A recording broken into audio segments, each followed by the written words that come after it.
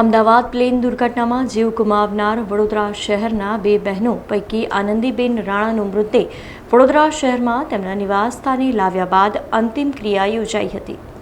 Ahmedabad plane દુર્ઘટનામાં વડોદરા શહેરના બે બહેનો આનંદીબેન રાણા અને ભાવનાબેન રાણાએ જીવ ગુમાવ્યો હતો।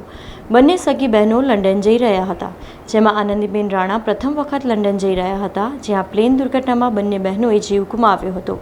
ત્યારે બંને બહેનો પૈકી આનંદીબેન રાણાનો ડીએનએ મેચ થતાં તેમના મૃતદેહ વડોદરા શહેરના સુમા તળાવ વિસ્તારમાં તેમના નિવાસસ્થાને પોલીસના એસ્કોર્ટિંગ સાથે મૃતદેહ પરિવારને સોંપવામાં આવ્યો હતો, જે બાદ મૃતદેહને અંતિમ ક્રિયા માટે સ્મશાન ગૃહ લઈ જવામાં આવ્યો હતો, જ્યાં મોટી સંખ્યામાં સગા સંબંધી અને મિત્ર વર્તુળ ઉપસ્થિત રહ્યા હતા, જ્યાં પરિવારમાં ઘેરા શોકની લાગણી વ્યાપી જવા પામી હતી।